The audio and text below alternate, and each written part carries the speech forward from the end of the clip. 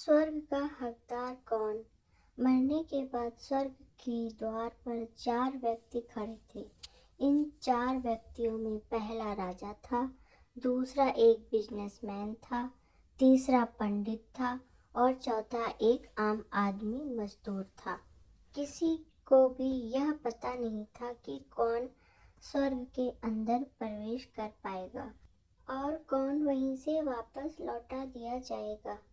सब स्वर्ग का दरवाजा खुलने की राह देख रहे थे और आपस में बातें कर रहे थे। जैसे कि राजा को मरने से पहले से ही आदत थी, उसने अपनी बात सबसे पहले बताई। राजा ने कहा, मैं बहुत प्रख्यात राजा हूँ। मैंने धरती पर अपना बहुत नाम कमाया है, इसलिए पूरी संभावना है कि मैं ही स्वर्ग में जाऊंगा। फिर व्यापारी ने अपनी बात सामने रखी। वह बोला, मैंने धरती पर खूब धन कमाया और उस धन से मैंने सैकड़ों लोगों की मदद की, इसलिए मैं ही स्वर्ग का हकदार हूँ। अब बारी थी पंडित की। जो पंडित ने मुंह खोला और सबको यह कहा, चाहे तुम जो सोच लो, लेकिन ये बात तो तय है कि स्वर्ग के दरवाजे खुलेंगे तो मेरे लिए ही। सब जानते हैं कि पंडित दिन रात भगवान को याद करते हैं, इसलिए स्वाभाविक है कि स्वर्ग में पंडित का स्वागत किया जाए। जब सबने अपना अपना पक्ष रख दिया, तब सबकी नज़र उस मजदूर पर थी जो चुपचाप अपनी नजरें झुकाए बिना कुछ बोले वहीं पर खड़ा रहा। स्वर्ग का दरवाजा खुला और वहां पर एक देवदूत आकर खड़ा हो गया। देवदूत के हाथों में एक पुस्तक थी जिसमें इन सभी के कर्मों के बारे में लिखा हुआ था। देवदूत ने सबसे पहले राजा को अपने पास बुलाया और उसको पूछा, तुम बताओ, तुमने अपने जीवन में क्या क्या अच्छे कर्म किए हैं।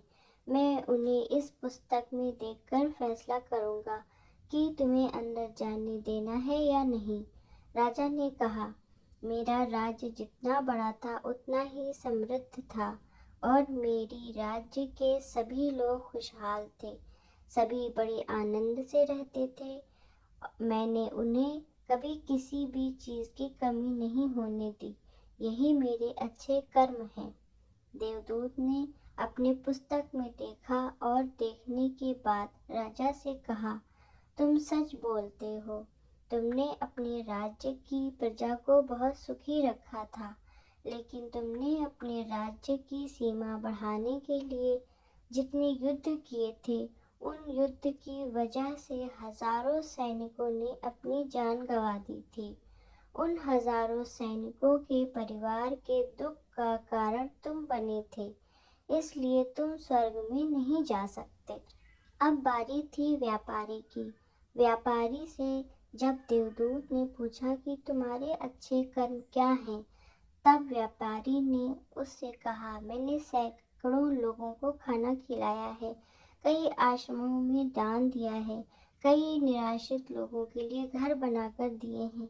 ये मेरे अच्छे कर्म हैं। देवदूत ने फिर से अपनी पुस्तक में ध्यान से देखा और देखने के बाद व्यापारी से कहा, तुम्हारा कहना तो ठीक है कि तुमने बहुत दान धर्म किया है, लेकिन ये दान धर्म तुमने जिन पैसों से किया है, उन पैसों को कमाने के लिए तुमने ना जाने कितने झूठ बोले हैं, कितनी हेरा फेरियाँ की हैं और कितनी मिलावटें की हैं, इसलिए तुम भी स्वर्ग में नहीं जा सकते।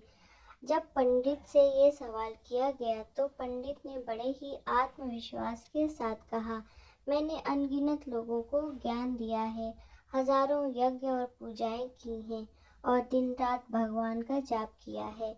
इससे अच्छे कर्म और क्या ही हो सकते हैं। देवदूत ने अपनी पुस्तक के अंदर झांक कर देखा और पंडित से कहा, आपने जितने भी लोगों को जो भी ज्ञान दिया है, उन बातों पर खुद कभी अमल नहीं किया।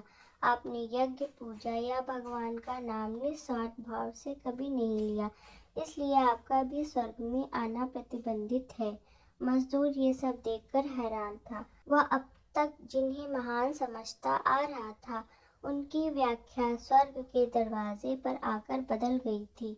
धरती पर जिन कर्मों को अच्छा समझा जाता है, उनका यहाँ पर कोई मूल्य नहीं था। यमदूत ने जब इस मजदूर को अपने पास बुलाया और इससे पहले कि वह उससे उसके अच्छे कर्मों के बारे में पूछता, मजदूर बोल पड़ा, प्रभु, मैं जानता हूँ कि मैं भी स्वर्ग में आने के लायक नहीं हूँ, लेकिन मैं फिर भी एक बार बाहर से ही स्वर्ग को झांक कर देखना चाहता हूँ। बस इससे ज़्यादा मेरी कोई इच्छा है ही नहीं, क्योंकि ऐसी इच्छा पालने के लिए मैंने जीवन में कुछ भी नहीं किया है। मैं पूरा दिन मेहनत करता और जो भी पैसे कमाता उन्हें अपने परिवार के पालन पोषण में खर्च कर देता। इसलिए दान धर्म के लिए कुछ बचता ही नहीं।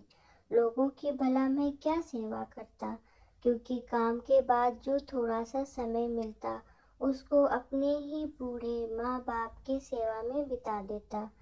और यह सब करने के बाद मैं कभी कभी मंदिर भी चला जाता और भगवान से जैसा भी मुझे दिया है उस जीवन के लिए धन्यवाद करता। देवदूत ने अपनी पुस्तक में बड़े ध्यान से देखा और थोड़ी देर देखते ही रहा। फिर उसने मजदूर से पूछा कि तुम याद करके बताओ, तुमने कभी तो कोई अच्छा काम किया होगा। मजदूर ने थोड़ी देर सोचने के बाद बोला, हाँ, मुझे थोड़ा थोड़ा याद है। एक बार मैं बहुत भूखा था और मैं खाना ही खाने बैठा था कि एक बहुत ही कमज़ोर कुत्ता जो ठीक से चल भी नहीं पा रहा था, वह मेरे पास आ गया और मेरे खाने को देखने लगा। तब मैंने अपनी रोटी उसे खिला दी थी और उस दिन मैं खुद भूखा सोया था। मजदूर की बातें सुनने के बाद देवदूत मुस्कुराया और मजदूर को बड़े सम्मान से स्वर्ग के अंदर लेकर गया। दोस्तों, अच्छे कर्म लोभ मोह माया इन सब भावों में आकर नहीं किए जाते हैं और ना ही उन्हें अच्छे कर्मों की श्रेणी में गिना जाता है। निस्वार्थ भाव से किया गया एक ही अच्छा कर्म भी आपके जीवन के सारे पाप धोने की शक्ति रखता है। इसलिए जब भी मौका मिले निस्वार्थ भाव से और अच्छे मन से अच्छे कर्म किया करें। दोस्तों, आपको ये कहानी कैसी लगी? कमेंट करके बताइए। धन्यवाद।